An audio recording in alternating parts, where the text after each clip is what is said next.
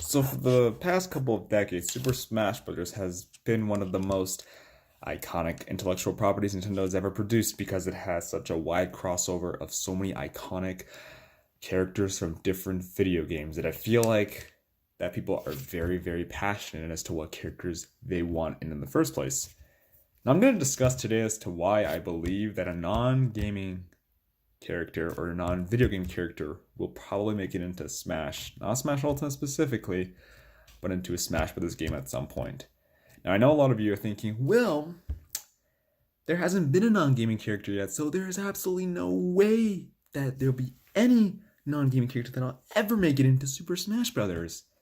And I say, that's BS because the bridge has been opening up so much as of now that if Goku makes it into Smash Ultimate as DLC, I honestly wouldn't be surprised. Let me take you through it. Now, Arlo actually has made a video about this very subject, so I'll link it right down below in the description. His point stands that the bridge between what characters will get into Smash has broadened ever since Melee. I say Melee because Smash 64 didn't really have an identity yet because it was a brand new game for a brand new IP, so people weren't really aware as to what characters should get in and whatnot because the game was brand new, and I'm pretty sure people didn't really have that background knowledge as to what characters got cut and all that and whatnot. So if we start from Melee, all characters are only Nintendo properties, and people would think at the time, oh, characters like Solid Snake and Sonic the Hedgehog can't get in. And yeah, well Sonic and Snake were technically planned, but that's not the point. If you just looked at the roster of Melee and just saw it firsthand, all characters were from Nintendo. So you would have thought, okay, no character from a non-Nintendo property. So now Snake and Sonic got into Brawl, and it opened up the gap just a little bit. Not by a lot. What happened was that the ice was broken just a little bit, but not by a lot. See, Metal Gear Solid did start off on the NES, according to Wikipedia for the Americas, and Sonic has appeared on multiple Nintendo consoles ever since the Dreamcast has died. Ever since the Dreamcast died in 2001, I believe. Now in Smash 4, the ice was broken a little bit more. Cloud from Final Fantasy VII got in. Actually, that's a huge sheet of ice actually that was broken.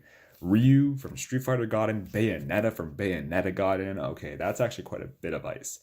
But I feel like that since people were thinking, oh, Cloud's series Final Fantasy, well, not himself, but the series he comes from, Final Fantasy, they started on Nintendo consoles. The first Final Fantasy started on the NES, so it's completely fine. And Bayonetta 2 also was on the Wii U. It was a Wii U exclusive for a time, so it makes sense. Ryu was on, or Street Fighter was on Nintendo consoles, so it's justifiable. But now to Smash Ultimate. This is where I believe that the ice has been really, really broken. So I'm guessing a lot of you have heard of the Persona series, more specifically Shin Megami Tensei. Persona is a spin-off of Shin Megami Tensei.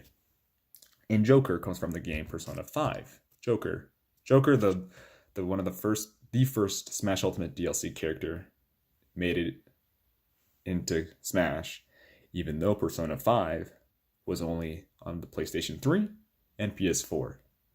See, now you might be thinking, well, Joker's a gaming character, so it's just fine. Look, the bridge has been opening up so much more. As progression goes on, and as Sakurai becomes more liberate, or Nintendo, you can't say Sakurai because Sakurai technically doesn't make the character decisions now. As Nintendo have been more liberating with their decisions in terms of who can get in and whatnot, I honestly think Goku can make it in because if we look at it through a broader context, back when the LGBTQ community was seen as sacrilegious back in the 60s, it was seen as an illness, seen as something you wouldn't talk about, seen as something because it was unfamiliar to the society at the time in the 60s. And now it's much more socially accepted in general society. And also another example I will give is that social media and The internet was looked down upon by older folks back when it was first released because it was unfamiliar territory. People were not sure of how the internet would, work with the society. But look at it now. It's actually been working out quite a bit. It's all a matter of moderation and balance. I'll give you one last example. Hoverboards. I know maybe not a lot of you know too much about hoverboards. I honestly have only seen one of them in my neighborhood. They essentially deviate you from the ability to walk. Just look up a hoverboard and you know what I mean. My point is that my sister told me that hoverboards would probably break society, or not necessarily. She didn't say something like that directly, but she said something along the lines of that she wouldn't want her own children to feel like hoverboards are the only way of transportation. And I'm like, well, here's the thing. I don't think it'll really over centralize because I'm pretty sure it'll only be used in moderation.